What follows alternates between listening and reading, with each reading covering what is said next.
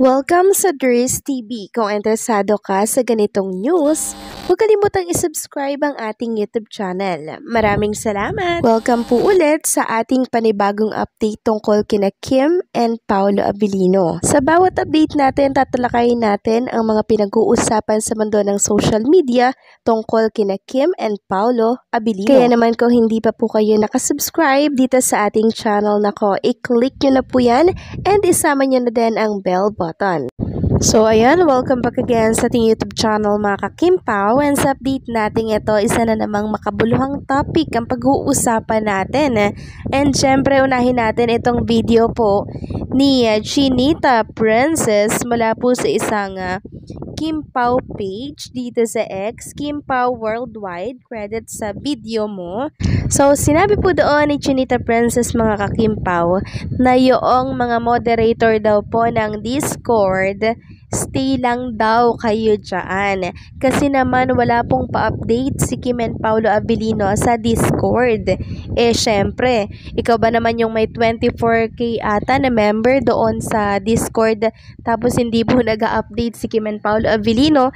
Syempre may inip, 'di ba, ang mga fans na miyembro ng Discord ni Kim and Paolo Abilino. Kaya nagpayo po si Chinita Princess na dyan lang kayo, wag kayong bibitaw, dyan lang kayo mga moderator. Kasi parang hindi po ginagalaw ni Kim and Paolo Abilino yung baso at hindi po sila nagpaparamdam doon. Abay, galaw-galaw din pag may time, 'di ba?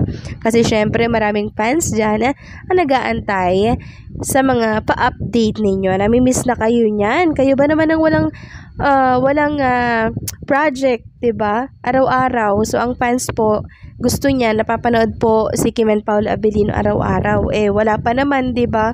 Parang gagawin pa lamang nila, kaya sobra na po ang pagka-miss ng mga fans sa kanilang dalawa. Samantalang napa-repost or napa-retweet naman si Kim Chu dito po sa video po ni Melay, no? Itong si Miga niya. Paano ba naman yung mga katatawanan po na video nitong si Melay, pinagsama-sama ng isang account dito sa X. Then alam niyo po, pinanood yun ni Chinita Princess at sabi po ni Kim Chu, OMG Miga, Miga is everyone's happy feel. Melay mo mag-tweet, naka 5 times akong nood, tawa pa din ako ng tawa. Salamat sa nag-compile, made my day. Love you Miga. So since pinanood nga po ito ni Chinita Princess at natawa po siya, abay mas marami pong nanood mga ka-Kimpaw para mapanood at makita nila ano ba yung nakakatawa sa video na yon. So ako pinanood ko din and talaga namang grabing magpatawa itong si Melay, no?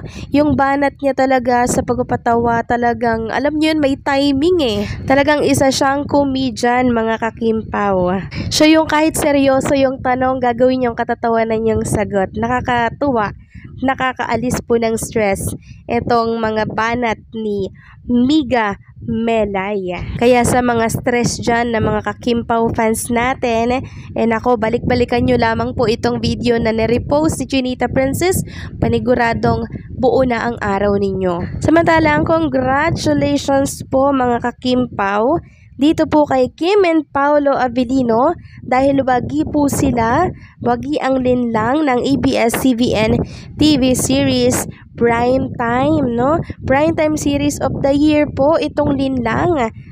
Deserve na deserve po ni Kim and Paolo Abilino, and syempre nang bumubuo dito sa linlang, 'di ba? Talagang deserve nila 'yan mga ka-Kimpaw.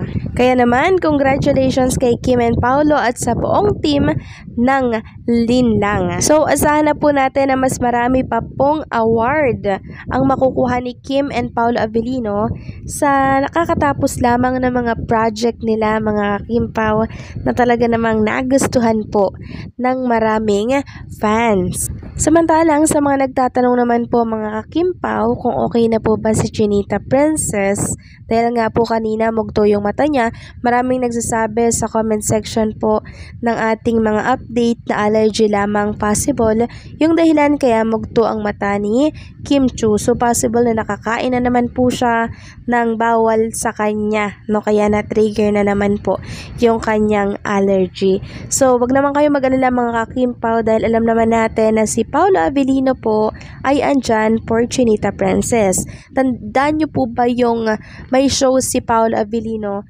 sa province? Then si Chinita Princess po ay nagkaroon ng allergy. Talaga namang kahit malayo si Paolo Avellino, talagang napauwi siya kahit hating gabi. Nagmamadali siya mga kakimpaw dahil syempre inaalala niya po si Chinita Princess. So ganyan pong mag-alala si Paolo, talagang i-make sure niya na dapat okay si Chinita Princess. Ngayon pa ba, 'di ba, na napakalapit lamang po nila sa isa't isa. So once na may problema po kay Kim, andyan naman po si Paolo Avellino. Kaya no need to worry tayo mga kakimpaw, okay? Alam naman natin na si Paolo po ay laging to the rescue kay Chinita Princess. So, ang payo ko lamang po dito kay Kim, alagaan niya po yung kanyang sarili, 'di ba? Kasi napaka-workaholic talaga niya eh.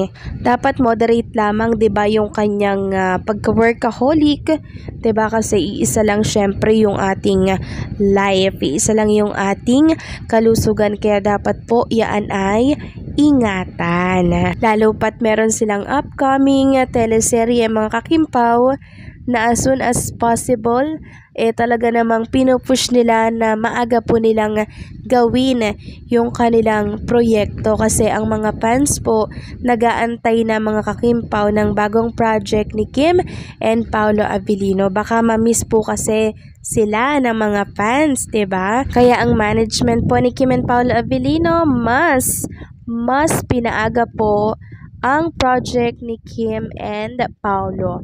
So siguro mga August, September, October, ayan, sisimulan na po siguro yung kanilang project na teleserye. And hopefully after ng teleseryeng to, may panibago ulit project si Kim and Paolo kasi on demand naman talaga, 'di ba? Yung mga proyekto na kinabibilangan ni Kim and Paolo. And susulitin syempre yan ng management hanggat malakas ang hatak ng Kim Pao, bibigyan po nila yan ng mga proyekto. Kaya antayin lamang natin mga kakimpaw yung mga announcement ng management po ni Kim and Paolo Avellino dahil for sure, ikakatuwa po ito ng lahat. And syempre, ikaka-high blood naman ito ng mga bashers na gustong ibagsak si Kim and si Paolo Avellino. Gustong sirain yung dalawa. So, ang nangyayari, sa kagustuhan nilang mapabagsak, lalo pa nga pong tinataas si Kim and Paolo. So, deserve naman po nila yan eh. Kasi sila po ay mabubuting tao, 'di ba? Mapagbigay, kaya sila talaga yung pinagpapala. Sabi nga po nung katrabaho ni Paolo Avellino na executive, natutuwa siya na ngayon ay nagtatagumpay si Paolo Avellino na kung saan ay very humble. So nakakatuwa lang makita na yung humble na tao na yon na nagtatagumpay ngayon. Sobrang deserve yan ni Kim and Paolo Avellino. So, paano hanggang dito na lamang po ang update natin? Maraming salamat sa patuloy na pagsuporta.